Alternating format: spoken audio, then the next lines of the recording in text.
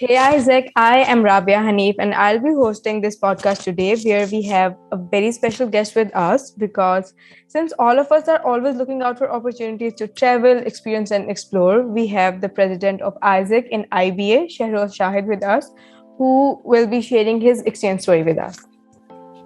Thank you so much, Rabia, for having me here. I'm really glad to be a part of this podcast. And, talking about my exchange is something I love doing. I've been doing it ever since I came back from it, and I still do it as enthusiastically as I did the first time. So, yeah, I'm very excited about sharing my experience about it.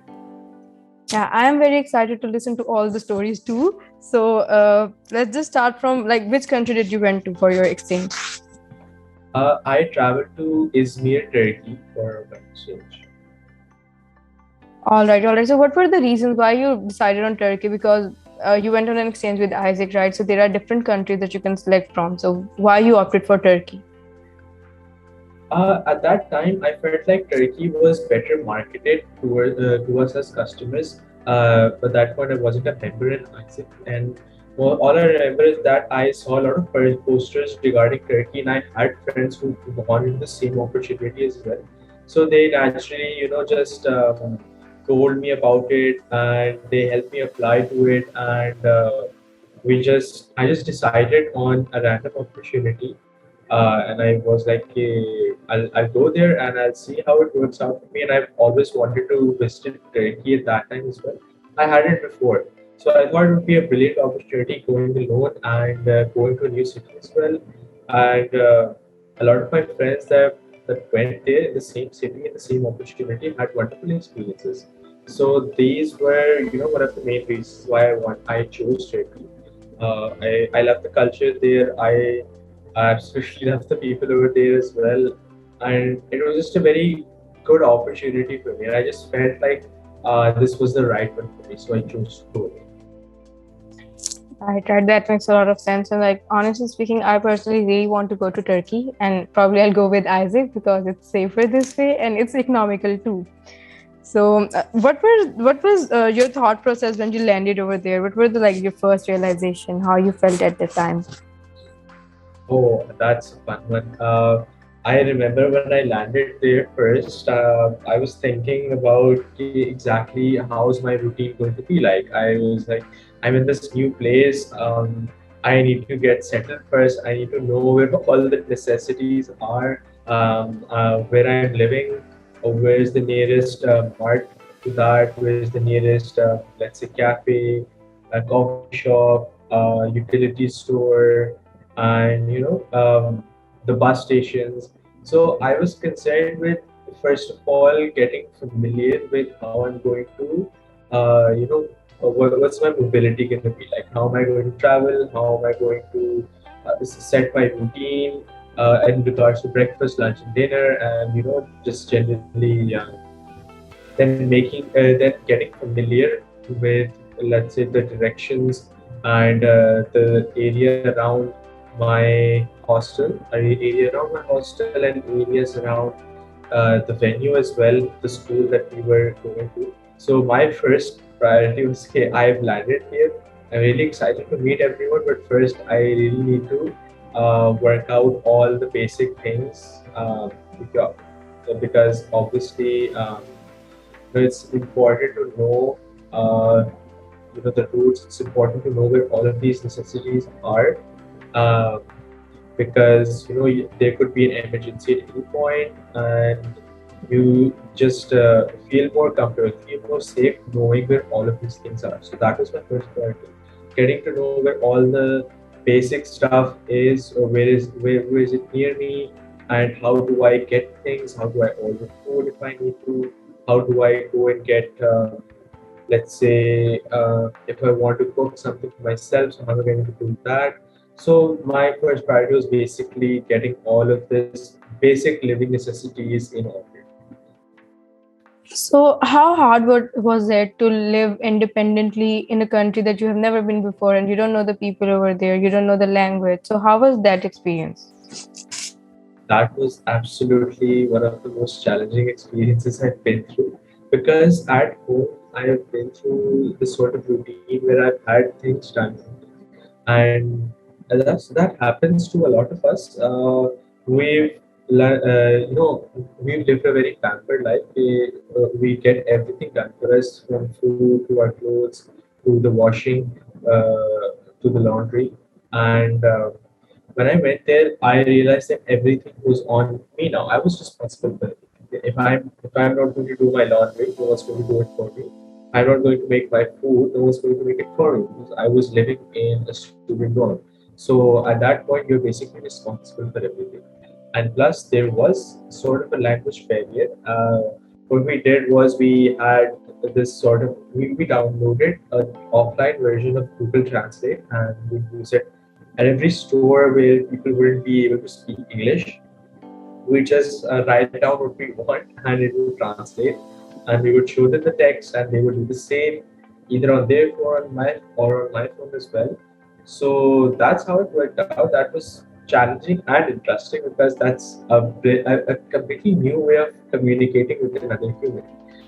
You can't understand what they're saying, they can't understand what you're saying, but you're able to communicate through this device, which was fun as well. They would also be amused when they learned the purity of Pakistan, and that we're here living in Turkey, and that would make them happy as well. So that was an absolutely wonderful experience going through all of that, because I realized how not easy it is to live on your own, and it's something you definitely need practice in. I definitely was completely out of routine for the first few days. Say I wasn't able to get breakfast on time, I wasn't able to reach work on time, because I was just getting myself familiar with the routine. And then after a few days, I was able to get on track with everything. It was certainly difficult, but then it taught me a lot of responsibility as well. It made me responsible enough to get up on time, go and get my breakfast, have it ready, have my clothes pressed, and have my laundry done, have all my finances planned out as well, and a whole day planned out properly, making sure that my room is clean and all that. So independent living was one of the major factors, one of the major reasons that I wanted to go as well, because it was going to give me a sort of experience that I've never had at home, where I get everything done for me. And it is something I would recommend everyone to go through once in their life, because it's really important in the long run. Because when you're out there living alone and living for yourself, at that point these skills become extremely necessary. And again, how AIESEC comes into play over here, how it becomes valuable, is that this opportunity taught me how to handle myself. I know that if I'm going to go to any country alone, if I go to a new city alone in Pakistan or a new country alone, I know how to manage myself, and I know how to do that on a good routine as well. So that's something I picked up from AIESEC, and that's something I feel like I gained from it as well. It was definitely a big learning experience, so one that I would want others to go through as well. Right. And like also, I think that when you step out of your comfort zone, that's when you actually get to learn the most. Yes, exactly. So it was kind of a comfort zone for me, having uh, for a lot of us, having all of these things available at home ready. Stepping out of your comfort zone, definitely not easy, but 100% recommended. So, what was your role over there since you went on exchange as a volunteer? So, what things you worked on? So, you know that all of the global volunteer opportunities are based on one or more SDGs, UN SDGs. So, the opportunity that I went on was based on SDG 4, quality education. So we would go to this small school every day, and there were groups of Turkish children of different age groups, like let's say all from age 7 to age 14. We had different groups of children, and we would sit in classes with them. We would teach them English. We would learn Turkish from them. We would share our own country's history. And we always not always, but we regularly had presentations on our countries as well. So I would be making a presentation on the cultural values of Pakistan. People from Tunisia, from Egypt, from India, from Bangladesh, they'd be making presentations of the culture that they've come from. And so that was something that was a two-way street in terms of learning. Like we came here to teach them English, but we also learned more about the Turkish culture, and we also learned about the cultures of the other EPs that were there as well. So that was basically the gist of the project. Was to teach English to Turkish students and also pass on cultural knowledge. So that was what we were doing. So, what was your favorite part of the whole experience? My favorite part of the whole experience was, it was living with people of different religions. I'd say the cross cultural understanding that I sort of went through was one of my favorite parts.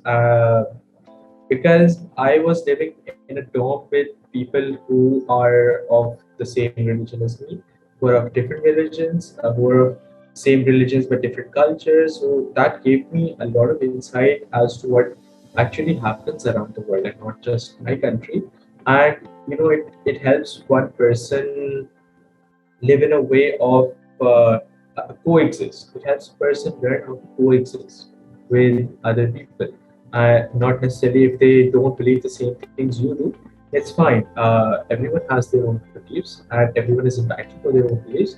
We as humans are responsible for to coexist with each other, to respect their opinions, to respect whatever they're doing, and that's one of my favorite parts of it.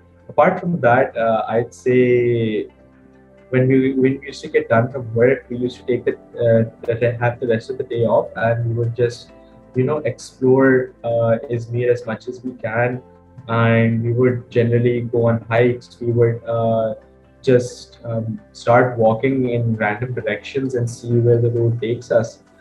So that was one of my favorite parts, getting to know all of these people while doing these things.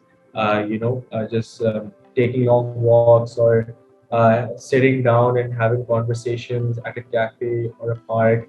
But the conversations that I had with people from different countries, those were definitely my favorite part because that taught me so much about the world that I didn't know, so much about life in other countries, and so much about being responsible, being able to coexist and all that. So I definitely 100%. My favorite part was all the times where I would have a long, a beautiful conversation with someone from a different country. God, this was so cute. And I would agree that even for myself, when I started working with people from different countries and different religions, that's when I started accepting differences and I started accepting their perspective too. So I truly believe that cross-cultural interaction actually helps in it helps you in becoming more acceptable towards others. Yes, exactly. All right. So moving towards the next segment of our podcast, which is a very mini rapid fire round. So I'll ask you a set of questions and you just have to answer all of them very rapidly. Okay? Okay. Let's do it. So what's your favorite desi snack? Gulab jamun. Oh, I love it. And what's one thing that you cannot live without? Netflix. All right. So this one is going to be very difficult since you live in Karachi. So Wi-Fi or AC? Oh, Wi-Fi, 100%. Because I've lived in Turkey for 6 weeks, and they have absolutely no air conditioners or absolutely no fans in the local housing structures. So I've learned to live without those to a great extent, but cannot do without that. I feel disconnected. I think I have to reconsider my decision of going to Turkey on exchange. All right. They don't have in hotels they do for tourists, but so on exchange we're basically living as citizens, not tourists. So in the local housing structures, they mostly do not have air conditioners or fans. And the temperature is fine over there, so it doesn't really, I'm not really a disadvantage as well. Right. Okay, so the next question is again going to, it's not difficult, but it's going to be controversial because I'm from Lahore and you're from Karachi. So, biryani with or without aloo? Um, with aloo. No, the right answer is without aloo. Oh, okay. I got it wrong, but I still love it with aloo. Just Karachi things. Yeah, I want to have Karachi biryani one day. I have never been to Karachi. Oh, you should definitely come here. Conference. Yes, I will, just for the biryani. Okay, so what's your favorite AIESEC memory?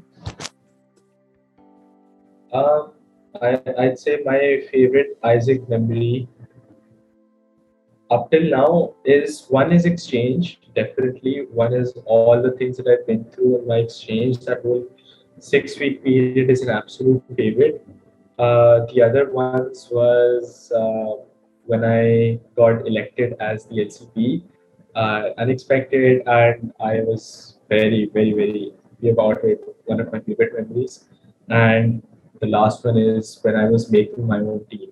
When I was calling them to let them know that firstly they got rejected, then letting them know that they made the team as well.